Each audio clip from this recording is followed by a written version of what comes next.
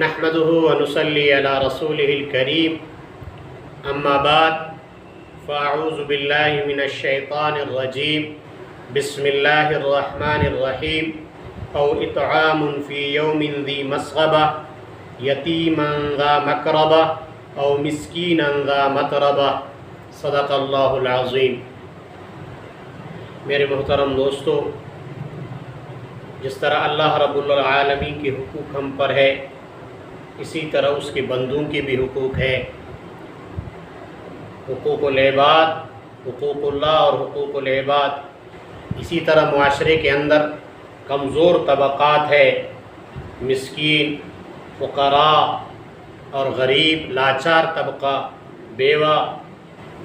ایسے لوگوں کے بھی حقوق اسلام نے متعین کیے ہیں، اور بحیثیت مسلمان کے، بحیثیت ایک مسلم معاشرے کے ہم پر یہ حقوق ہے اور ہمیں ان کو ادا کرنا چاہیے۔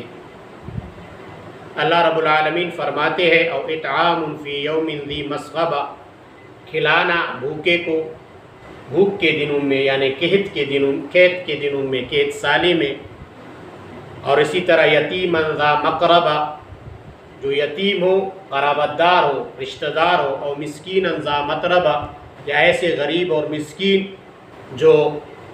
خاک میں لڑ رہا ہو، اس کی حالت ایسا ہو وہ بھوک سے تڑپ رہا ہو، بھوک کے حالت میں ہو۔ یہاں کہ غریب جو وہ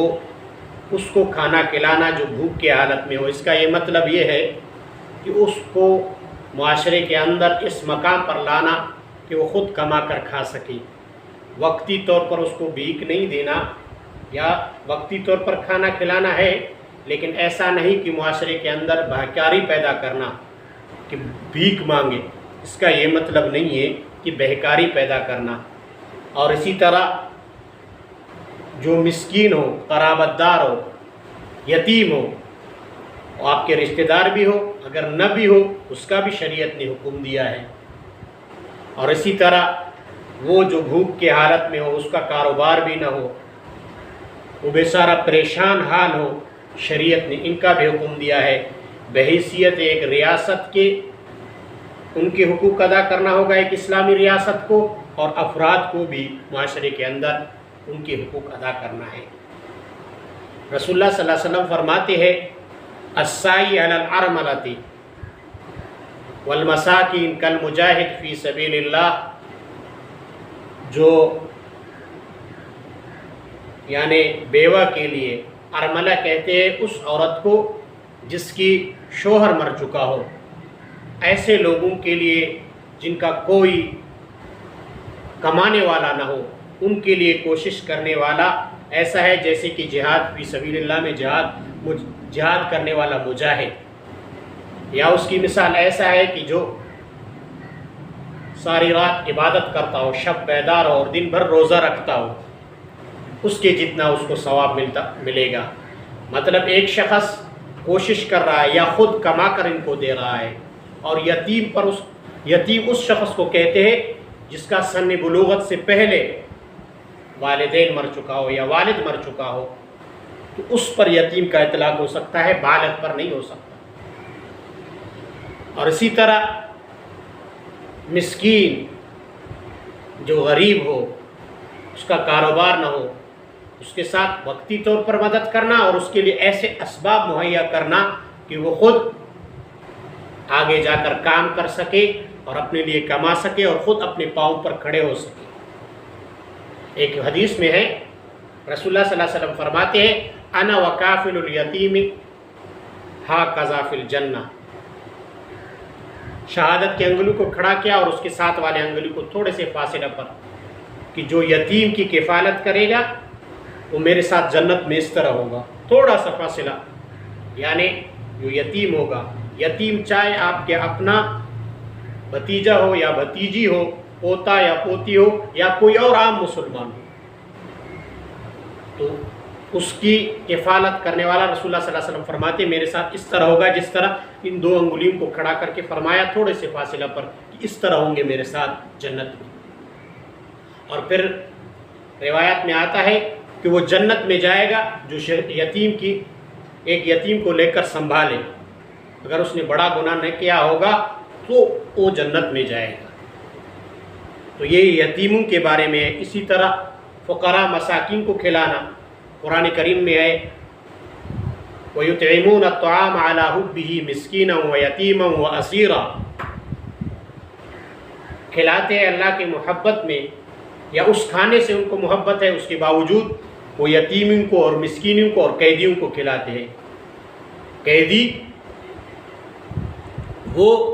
جو غیر مسلم ہے، بدر کے موقع پر رسول اللہ صلی اللہ علیہ وسلم نے صحابہ کو حکم دیا ان کو کھانا کھلاؤ، تو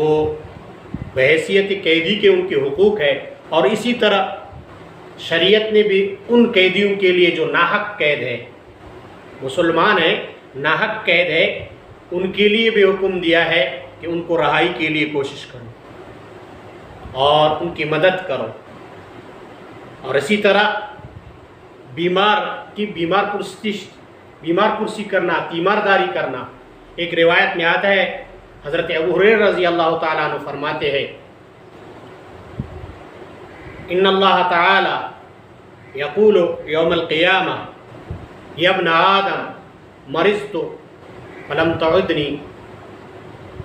اللہ تعالیٰ قیامت کے دن فرمایا گیا یا ابن آدم میں مریض ہو گیا تھا، بیمار ہو گیا تھا، آپ نے میری عیادت نہیں کی۔ فقال یا رب کیف اعودک وانت رب العالمین، یا اللہ میں کیسے آپ کی عیادت کروں گا، آپ تو رب العالمین ہیں، کائنات کی پرورش کر رہے ہو، آپ کی کیسے میں عیادت کروں گا، آپ پر بیماری آتی نہیں ہے۔ تو اللہ رب العالمین فرمائے گا میرا فلان بندہ بیمار تھا، اگر آپ اس کے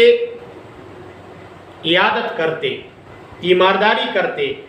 بیمار پرسی کرتے تو مجھے وہاں پاتے۔ یہاں بیمار پرسی کا مطلب یہ نہیں ہے کہ صرف اس سے پوچھنا، بلکہ اس کے آپ کو ایسا کرنا ہے کہ وہ اگر غریب ہے، اس کے پاس پیسہ نہیں ہے، آپ کو اللہ نے دیا ہے تو اس کے علاج بھی کروائے، اس کے زمرے میں یہ بھی ہے۔ اور یہاں ہمیں یہ حکم بھی ہے بحیثیت مسلم معاشرے کے جہاں غرباء مساکین رہتے ان کے لیے اسپتالوں کی بھی کوشش کریں، ان کے لیے اسپتال بنائے، ان کے علاج معالجے کا کوشش کرے، یہ شریعت کا حکم ہے۔ اس حدیث سے یہ پتہ چلتا ہے۔ اور ساتھ میں صرف بیمار پرسی نہیں، بیمار پرسی کے ساتھ اس کے لیے علاج کی کوشش کرنا، اس کے ساتھ تعاون کرنا اور اس کے علاج کروانا، یہ بھی شامل ہے۔ تو اللہ رب العالمین فرماتے ہیں اگر آپ وہاں آتے تو مجھے وہاں پاتے۔ اور دوسرا اللہ رب العالمین فرمائے گا میں بھوکا تھا، آپ نے مجھے کھانا نہیں کھلایا، تو وہ بندہ کہے گا یا رب العالمین آپ تو کھانے سے پاک ہے، آپ تو رب العالمین ہیں، آپ کو کیسے بھوک لگی ہوگی؟ اور اللہ رب العالمین فرمائے گا میرا فلاں بندہ بھوکا تھا، آپ اگر اس کو کھانا کھلاتے تو مجھے وہاں پاتے۔ تو مطلب یہ ہے کہ یہاں اللہ رب العالمین کا یہ ہے کہ بھوکوں کو کھانا کھلانا ہے، اور وقتی طور پر کھانا کھلانا ہے، اور اس کے لیے اسباب ایسا مہیا کرنا ہے کہ وہ اپنے پاؤں پر خود کھڑا ہو کر کما سکے۔ اس کا یہ مطلب نہیں ہے کہ جو آج کل بہکاری ہے، بھیک مانگتے ہیں، ان کو دینا۔ انہوں نے تو کاروبار مشغلہ بنایا ہے، لیکن ان کے لیے بھی کوشش کرنا کہ ان کو ایسے ماحول مہیا کرنا کہ وہ خود کما کر کھا سکیں۔ شریعت کسی کو بہکاری نہیں بنانا چاہتا ہے، اور ہمارے معاشرے میں آج کل رواج بن چکا ہے، مروجہ طور پر بھیک مانگ کر گزارا کرتے ہیں جن کا کاروبار بن چکا ہے۔ ایسے لوگوں کا مطلب نہیں ہے، مطلب وہ لوگ جس کا آپ کو معلوم ہے، آپ کو علم ہے کہ یہ کیا ہے، غریب ہے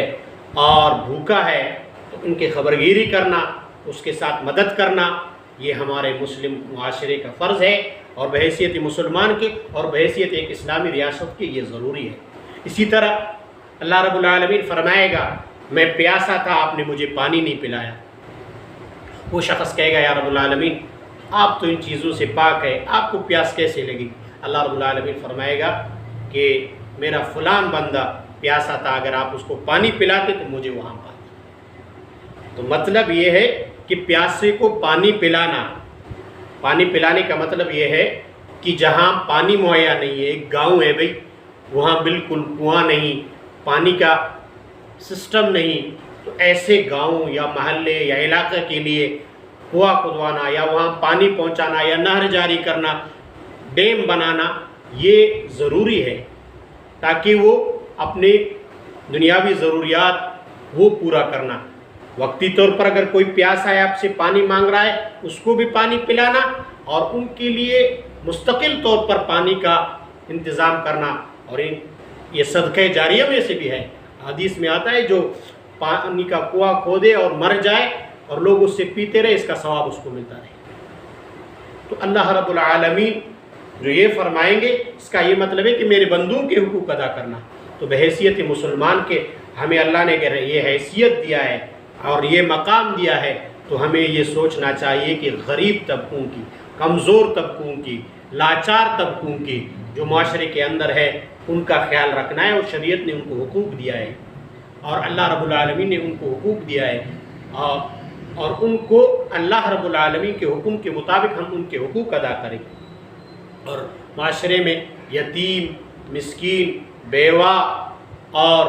اس قسم کے لاچار طبقوں کے ساتھ ہمیں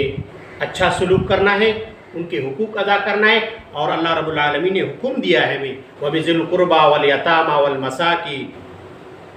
کہ وہ جو آپ کے رشتہ دار ہے، یتیم ہے اور مسکین ہے، ایک تو بحیثیت رشتہ دار کے ان کے حقوق ہے،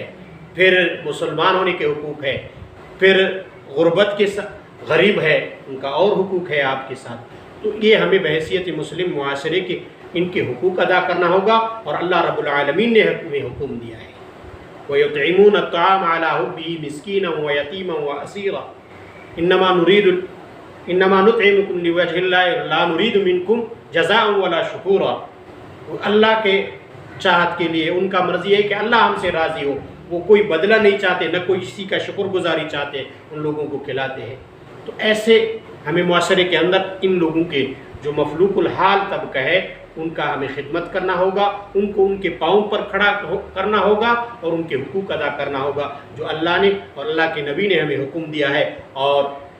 ان کے لیے بہت بڑا بدلہ ہے، آخرت میں بھی ہے، دنیا کے اندر ہمیں اس طرح کے غریبوں کا، اس طرح کے بیوہ اور مساکین کا ہمیں خیال کرنا ہوگا، اور یہ معاشرے میں سکون ہوگا ہمارے لیے، اور وہ اپنے لیے کاروبار، جن کا کاروبار نہیں ہے ان کے لیے ہم کاروبار کے ماحول مہیا کریں تاکہ وہ کاروبار کر سکے، اور اس دنیا کے اندر وہ اپنے پاؤں پر کھڑا ہو کر چل سکے۔